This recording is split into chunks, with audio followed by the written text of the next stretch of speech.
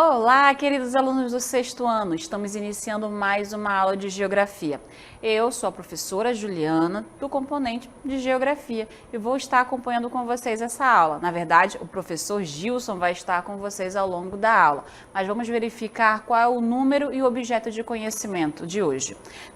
Estamos então na aula de número 26, com o objeto de conhecimento, produção, circulação e consumo de mercadorias. E o detalhamento será exploração das primeiras riquezas da colônia, pau-brasil, ouro e café. Então vamos lá assistir a nossa aula.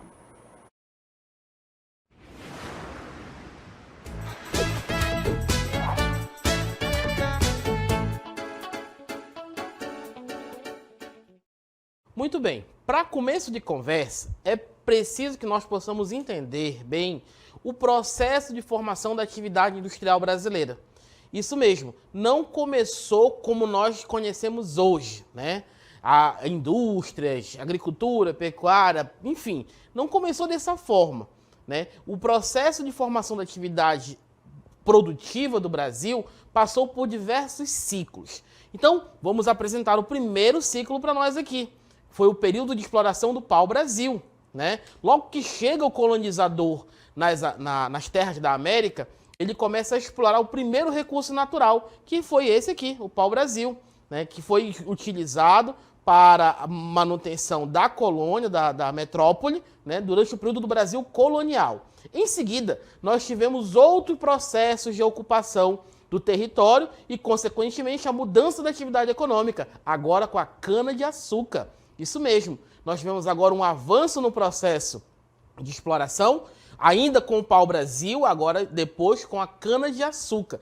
Todas essas duas atividades são atividades exploratórias, né? Agricultura e exploração dos recursos naturais. Em seguida, nós tivemos outro processo de desenvolvimento da atividade econômica do Brasil, que foi o ciclo do ouro, na descoberta de ouro nas regiões das Minas Gerais. Então nós saímos do litoral, deixamos o pau-brasil, fomos um pouco mais para o nordeste do nosso país, ocupamos aquela região, agora estamos no centro-oeste brasileiro, quando se descoberto ouro e metais preciosos, precisamente nas regiões que são as Minas Gerais. Em seguida, nós tivemos outro processo de desenvolvimento. Qual foi ele? Né? O algodão. Isso mesmo, mais pelo sudeste e centro-oeste também o ciclo do algodão. Tá? Todas são atividades exploratórias. Estamos falando das atividades econômicas do Brasil ainda no tempo colonial, tá? Todas elas são atividades do período do Brasil colônia, tá? Então nós estamos aí entendendo como é que o desenvolvimento econômico do nosso país surge até os dias de hoje. Em seguida, nós tivemos aí vários ciclos econômicos, né, no Brasil, que são marcados por produtos que ganham status como principais produtos para a atividade daquele período, como por exemplo o café. O café foi uma atividade econômica que balizou o nosso país, fez com que nós tenhamos toda a economia baseada na atividade do café num período da história do Brasil. Tá? Tem uma outra atividade econômica também, que no caso da Amazônia, que foi o ciclo da borracha. Tá? Houve diversos ciclos econômicos no nosso país. Né? Aqui, ó, o ciclo da borracha foi o período que a Amazônia também se desenvolveu.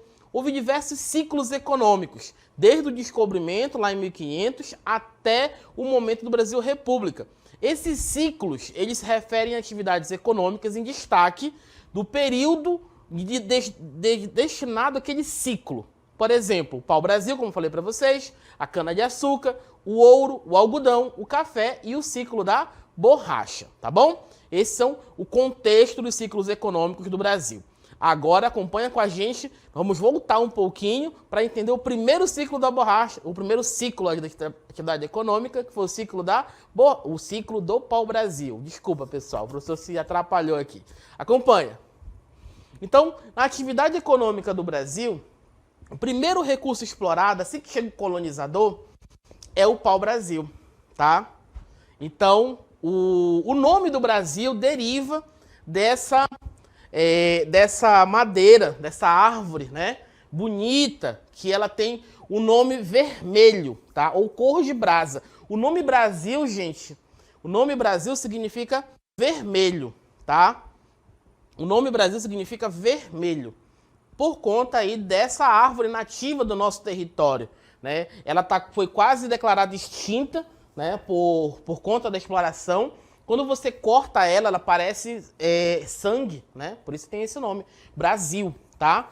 Ela servia para atingir as roupas que vinham da Europa e era usada como madeira nobre, principalmente na fabricação de violinos. Então você tem aí uma imagem do período da exploração do pau-brasil, né? Uma representação cartográfica da época que mostra os nativos aqui, os povos originários, contribuindo para a exploração dessa madeira. Quando o português chega aqui, ele vai em busca de metais preciosos, ele não encontra de primeiro, né? E ele vai em busca de o que ele podia explorar de primeira grandeza. Então explorou a madeira, né? Então o pau-brasil, que é a árvore que dá o nome ao nosso território, ao nosso país, tá? Tá aí a imagem, a apresentação da época do tempo do Brasil colonial. Tá bom? Primeira atividade econômica do país. Em seguida, nós tivemos a exploração predatória, tá? A exploração predatória da Mata Atlântica. Isso mesmo, boa parte da floresta da Mata Atlântica ela foi destruída nesse início da colonização brasileira, tá? A mão de obra utilizada nesse momento é mão de obra indígena, tá? Os nativos aqui no Brasil, os povos originários foram utilizados como mão de obra escrava, precisamos registrar isso, né? Que houve exploração escrava dos indígenas no Brasil no início da colonização, e o pau-brasil teve importância para a formação do território brasileiro, porque ele é encontrado principalmente no litoral, tá? No litoral do Brasil você encontrava essa árvore, muito bonita por sinal, tá? Tá em todo o nosso território. A partir da exploração comercial dessa madeira, né, as terras brasileiras iniciou alguns conflitos. E que conflitos são esses? Conflitos com os indígenas, tá? Isso mesmo, porque eles precisavam retirar da natureza, eles retiravam apenas o necessário para sobreviver, tá? E com o conflito com os portugueses, eles vinham com um pensamento de exploração. Isso mesmo, eles exploravam a madeira em grande quantidade. Então você tinha, de um lado, aqueles que defendiam a floresta e aqueles que estavam com o intuito de explorar a floresta. A negociação para o corte e transporte de madeira era feita através do escambo. Você sabe o que é escambo, pessoal? Muito bem, escambo é a troca de mercadoria sem o uso monetário. Sem o uso monetário.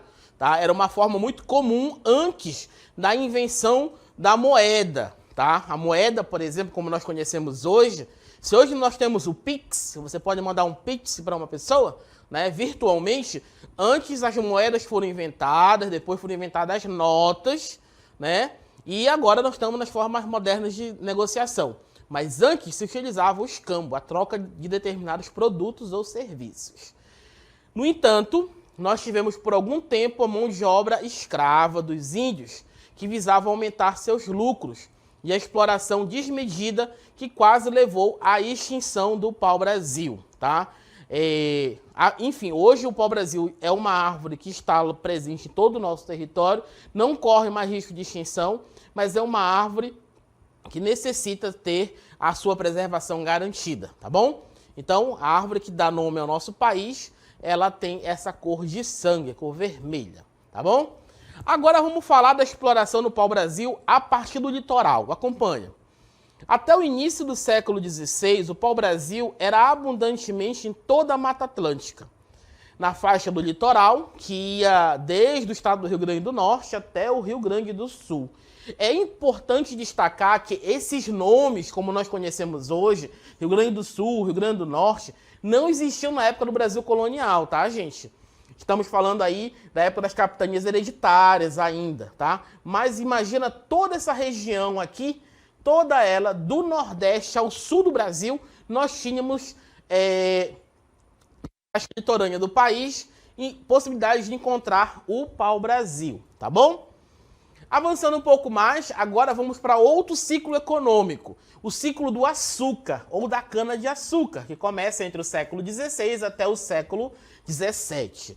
A cana-de-açúcar, ela gera uma série de produtos. Aí nós temos que falar dos derivados do açúcar, como o açúcar cristalizado, que era muito mais valorizado que o açúcar mascavo.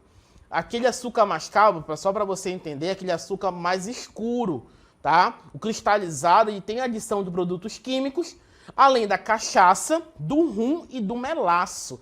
Observa quantos eram os derivados do açúcar. E aqui nós temos uma imagem, um mapa. Aqui sim, aqui nós temos o Tratado de Tordesilhas. Estamos observando ainda o Brasil, ainda no início da colonização. Então nós estamos falando desse lado aqui, todo pertencente a Portugal, tá? Portugal, todo ele pertencente a Portugal. E o lado leste, oeste, pertencente à Espanha, tá? Então nós temos São Luís, nós temos todo o litoral do Nordeste, tá? Com produção de cana-de-açúcar, tá? Muito bem distribuído aí nas capitanias hereditárias, tá? Ainda falando dessas características naturais, né? O solo mais favorável, principalmente no Nordeste, tá? É o solo de Massapê. O clima propício e questões de logística. Claro, estamos falando aí de possibilidades de portos, tá? Nós temos portos que podem facilitar o escoamento desses produtos. A monocultura realizada em grandes latifúndios. É claro, você sabe, né? Monocultura, que significa a produção de um único produto, tá? E qual era esse produto na época? Estamos falando da cana-de-açúcar. E o que significa a palavra latifúndios? Grandes propriedades de terra. Nesse momento, o colonizador se utiliza de mão de obra escrava, tá? Esse ciclo econômico ele é responsável pela ocupação principalmente do Nordeste brasileiro, com destaque a Pernambuco e ao estado da Bahia, tá bom? É claro que agora nós estamos aí passando pelo processo de transformação, estamos na primeira metade já do século XVIII, né?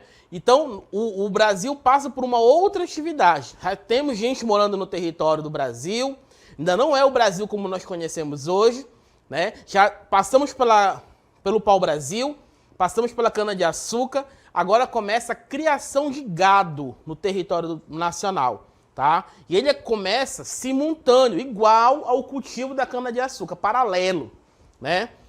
Servia para alimentação e movimentação dos engenhos como transporte. Então o gado é introduzido, a criação de gado é introduzida no nosso país. No auge da produção da cana-de-açúcar, nós temos a criação de gado, ela foi proibida no litoral, tá? Mas isso não foi limitado, né, a criação de gado para o interior do Brasil. Ele contribuiu para a ocupação das áreas mais no interior dos atuais estados nordestinos, principalmente estruturando a atividade pecuária, tá? Quando o gado é introduzido no Brasil, nós temos uma mudança na forma como vai se tratar a relação comercial, né? Então, agora nós temos uma criação de animais extremamente valiosos, né? Até hoje, uma arroba do gado é valiosíssima para o país, né? A pecuária é introduzida no nosso território. Não só vem a criação de gado, como a criação de cabras mais tarde e, consequentemente, a criação de porcos. Ok? Então, nós temos aí a introdução da pecuária no território nacional. Estamos falando aí entre século XVII, século XVIII, da construção do nosso território. Outra atividade econômica que o Brasil passa é a atividade do algodão, tá? E isso acontece mais precisamente durante o período da Revolução Industrial. Por quê? Aí é claro, estamos no século XVIII e início do século XIX. Estamos aí com a Inglaterra, que leva para Portugal o cultivo do algodão. Estamos aí com as primeiras indústrias de tecido, ou indústrias têxtil, né? Caracteriza-se essa atividade inicialmente no Maranhão, Pernambuco e Bahia. Por quê? Porque nós temos uma região de clima semiárido. Muito importante o clima para o cultivo do algodão, tá? A produção era voltada para o mercado externo, principalmente para abastecer as indústrias na Europa. É claro, lembra, século XIX, século XVIII, a galera usava muita roupa e tudo de algodão, tá? Isso era controlado por grandes latifúndios. Dessa forma, exportava-se a matéria-prima, o algodão bruto, cru, né? Ele era importado e era industrializado na Europa, tá? Então, lá na Europa, ele era beneficiado. A gente exportava, né, daqui do Brasil o algodão cru, né, em estado bruto, e lá na Europa eles tratavam, beneficiavam e faziam esse algodão, fios de algodão, né, para a produção de roupas. É importante destacar que no Brasil nós só vamos ter indústrias mesmo que vão competir com indústrias na Europa já no século XX, na segunda metade do século XX. Então, nós estamos entre o século XVII, século XVIII, o Brasil praticamente tinha toda a sua atividade econômica baseada na agricultura, toda a atividade econômica do Brasil era baseada na agricultura. E, consequentemente, ele era um país agroexportador. Tá? O que significa isso? Eu posso mandar, eu produzo a minha matéria-prima e eu exporto para ser beneficiado em outro lugar. Então, com a Revolução Industrial, na Inglaterra, começa-se então a introduzir o algodão no Brasil. Outro movimento econômico que o nosso país teve foi as drogas do sertão, tá? A ocupação do sertão. Quando isso acontece? Entre o século XVII e século XVIII. Acompanha com a gente.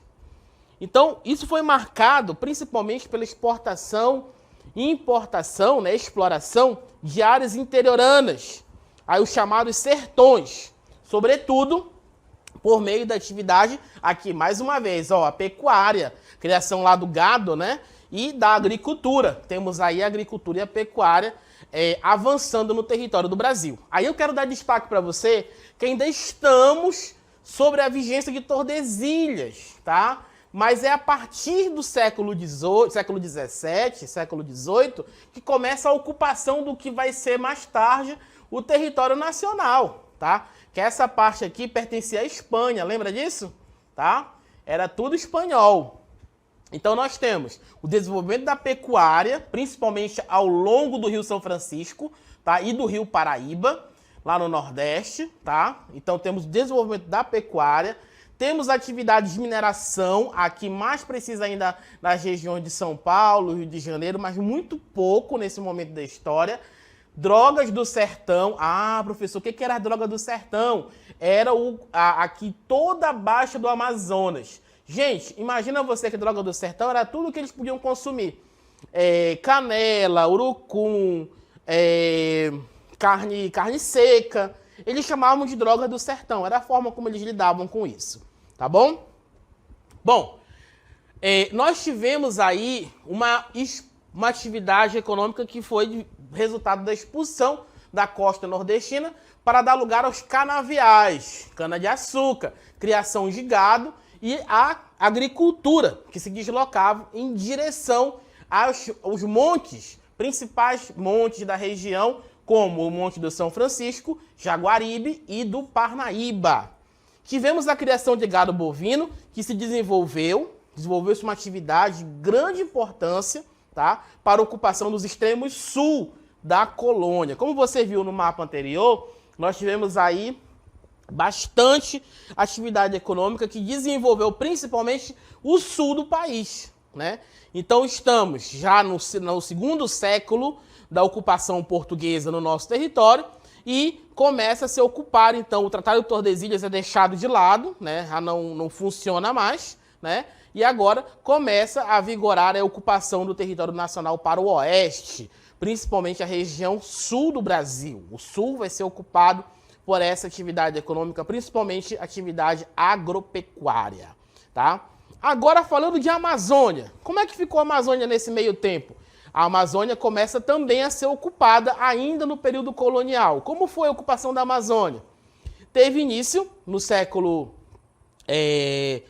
XVII, mais precisamente em 1616, com a fundação de Belém, tá? Essa é a data da fundação aí de Belém, capital do Pará, com a primeira cidade ocupada na região com expedições militares para a manutenção do território e as missões religiosas. Então temos aí, olha, lembra as drogas do sertão que eu falei para vocês? Eram as especiarias. Tá aí um monte delas. Guaraná, urucum. Eu conheço como um coloral, tá? Minha mãe ensinou que era coloral. Mas chamo também de urucum, o cacau, a baunilha. Eu nunca tinha visto uma baunilha na vida. Tá aí, olha, o exemplo de raiz de baunilha. A castanha do Pará, né? Ou castanha do Brasil, como queiram chamar. O gergelim. Também era um tipo de drogas do sertão. Era a forma como eles classificavam, né, essas especiarias. Então, drogas do sertão são essas especiarias.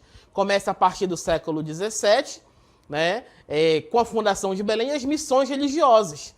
Principalmente os jesuítas vieram ajudar a fundar missões na região da Amazônia. Vamos ver depois muitas missões jesuíticas aqui ao longo do rio Amazonas. Muitas cidades foram fundadas pelos jesuítas e esses jesuítas vão dar um direcionamento aí na formação da região amazônica no século XVII, tá bom? Bom, então essa ocupação ela veio atrelada à extração das drogas do sertão. Como eu falei para vocês, é todo esse tipo de especiarias tirada da floresta. Que naquele tempo eles não tinham compreensão sobre a região norte, nordeste, sudeste, centro-oeste e sul. Era tudo igual, era tudo sertão para eles, tá? Então, eles usavam essas especiarias no sentido de barganhar também com os indígenas. Porque os indígenas conheciam a floresta, né? E foram utilizados, infelizmente, como mão de obra.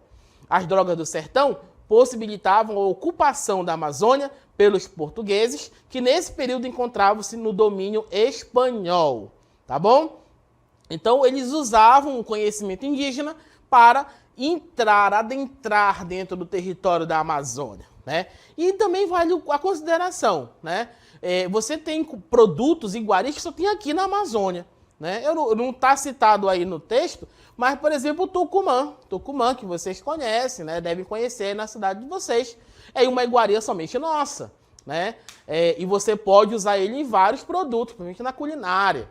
Então, você tem aí os produtos utilizados para o consumo, né? Que eram levados diretamente para a metrópole, Portugal. Chegamos agora num outro momento da história do Brasil, que é o momento da atividade mineradora. Quando é que o Brasil descobre ouro? Os portugueses descobrem ouro no Brasil. Isso acontece quando? Isso acontece no fim do século XVII e século XVIII. Isso favoreceu a ocupação do Brasil, principalmente para o interior, com destaque para a região sudeste e centro-oeste do Brasil. Tem um mapa aqui do lado, bem legal, esse mapinha que eu estou mostrando para vocês aqui, que mostra toda a ocupação do sudeste do Brasil, tá? Então temos agora o sudeste do Brasil sendo ocupado com a descoberta de ouro nas Minas Gerais. O estado de Minas Gerais ele não tem esse nome à toa, tá bom? Toneladas de ouro foram levadas para Portugal, tá? Toneladas de ouro foram levadas para Portugal e, consequentemente, com isso nós tivemos aumento na cobrança dos impostos. Portugal não fez nada de graça, né? A importância da atividade mineradora para a formação do território brasileiro. Observa, novamente no mapa, que nós temos toda a região sudeste e centro-oeste do Brasil ocupada pela atividade pecuária, lembra da pecuária, e atividade mineradora, principalmente aqui, ó, na região das Minas Gerais, como você já conhece, tá?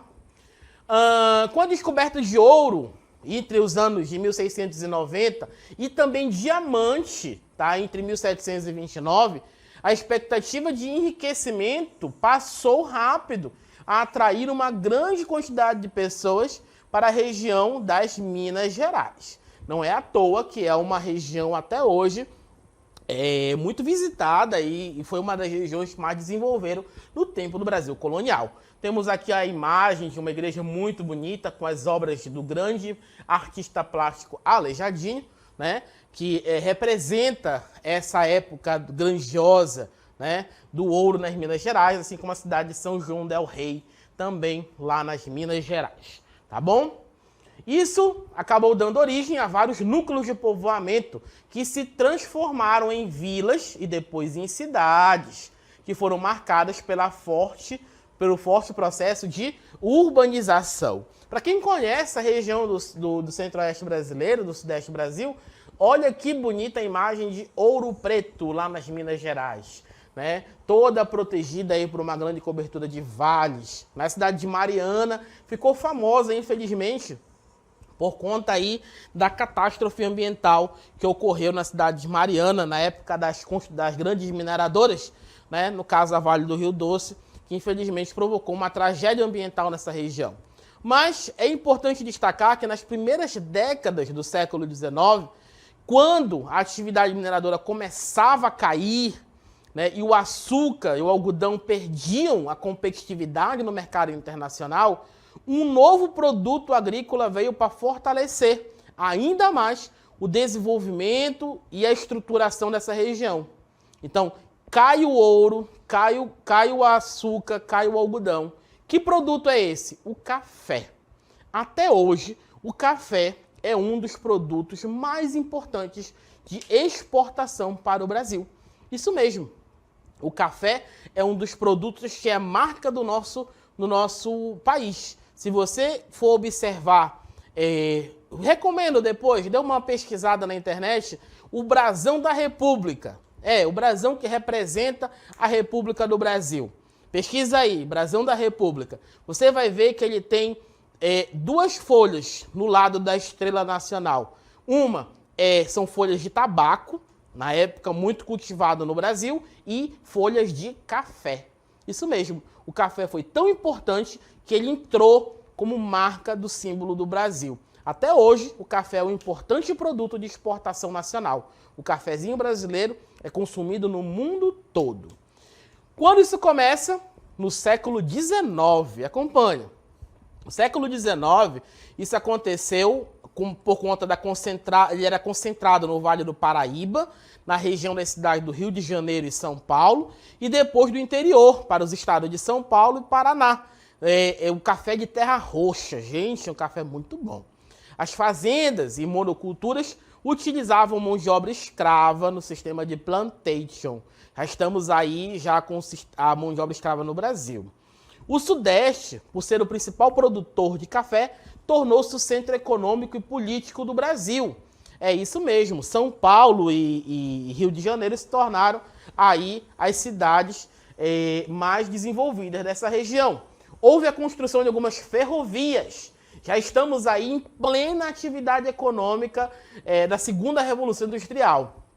Com o objetivo de quê? De promover o escoamento dos grãos de café, tá, para o Porto de Santos, na cidade costeira de São Paulo. O Porto de Santos é um dos mais importantes portos do nosso país.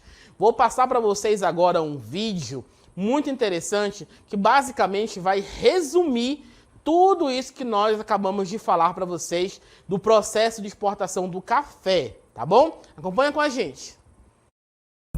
O café chegou ao Brasil na segunda década do século XVIII, através de Francisco de Melo Palheta, que conseguiu mais de 1000 sementes e 4 mudas de café. As primeiras mudas foram trazidas da Guiana Francesa e foram divididas entre os agricultores de Belém do Pará, dando início à cafeicultura brasileira. No século XIX, o café passou a ser cultivado também ao longo do Vale do Paraíba, do Rio de Janeiro a São Paulo. Tornou-se o principal produto de exportação brasileira e chegou a apogeu no Segundo Império. A região do Vale do Paraíba era considerada ideal para o cultivo e logo a exploração ocorreu em grandes propriedades com o suporte de mão de obra escravizada. O ciclo do café sofreu com a carência de mão de obra a partir de 1850, quando entrou em vigor a Lei Eusébio de Queiroz, que proibiu o tráfico negreiro, sendo solucionada a partir da década de 1870, com o trabalho assalariado e a migração custeada pelo poder público, foi a solução para a lavoura paulista. Por volta do ano de 1886, cerca de 30 mil pessoas de outras nacionalidades desembarcaram no território brasileiro. Nos anos seguintes, essa média foi crescendo e chegou a mais de 130 mil. Os cafeicultores paulistas introduziram novas tecnologias e formas de plantio como inspeções sistemáticas em lavouras, renovação de técnicas de plantio e manufaturas para a confecção de sacas e roupas para os trabalhadores. Os fazendeiros, principalmente paulistas, fizeram fortuna com o comércio do produto. Boa parte dos lucros do café foi investido na indústria, favorecendo o desenvolvimento deste setor e a industrialização do Brasil. Essa nova dinâmica da economia do café trouxe investimento em infraestrutura, estradas, ferrovias, rodovias, portos e modernização dos centros urbanos, contando com mais estabelecimentos comerciais, bancos, iluminação, telégrafos, um novo traçado das ruas, além da presença de bondes elétricos em substituição aos de tração animal. O café impulsionou a dinâmica da economia interna e expandiu as receitas das exportações do Brasil. O país tornou-se muito dependente das exportações de café. Quando o preço do produto caía, o governo brasileiro comprava estoques e queimava para aumentar o preço. Esse sistema ficou conhecido como política de valorização do café e ajudou os cafeicultores a manter seus lucros. Muito bem, então nós assistimos todo o processo de industrialização a partir do café. Se nós estamos hoje, nós deixamos de ser um país agroexportador para nos tornar um país urbano industrial, também agro, né? É resultado de toda a política de investimento que o café sofreu ao longo do tempo. Então, nós percebemos todo o processo de desenvolvimento e melhoria da produção do café, quando ele deixa de ser utilizada a mão de obra escrava, passa a mão de obra assalariada, né? A migração, o café trouxe para o Brasil os migrantes, né? E o café trouxe para o Brasil a política de desenvolvimento a partir das indústrias. Boa parte das grandes indústrias que o Brasil desenvolveu no século passado é herança ainda dessa política do café. Essa ideia de queimar o estoque não é só para o café, gente. Em boa parte dos produtos, quando você tem uma oferta muito grande de um determinado produto, a tendência do preço é baixar, né? E aí, quando você tira esse produto no mercado, escasseia esse produto, ele tende a elevar os preços. É uma lógica do sistema capitalista que faz com que a oferta e a procura, tá bom? Elemento do nosso ciclo econômico. Tem uma imagem bem legal que mostra para vocês aí. Basicamente, o resuminho da nossa aula, né? Então, tivemos aí a crise econômica, a mudança do sistema colonial, tivemos a atividade pecuária, tá aqui, ó, toda a atividade pecuária no Brasil, tá? Vou destacar apenas no Nordeste. A exploração do pau-brasil, tá? Aqui no litoral, tá? Depois, o açúcar, por conta da cana-de-açúcar, vamos só frisar o açúcar, né?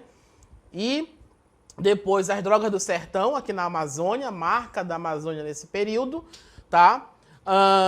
O algodão, principalmente na região lá do Pará, e também a pecuária para o centro-oeste e o sul do Brasil, e finalizando o ciclo do ouro, tá? Que nós tivemos aí grande atividade econômica no ciclo do ouro do Brasil. Ok, pessoal? Chegamos então ao fim da nossa aula. Espero que vocês tenham aproveitado e nos encontramos na próxima.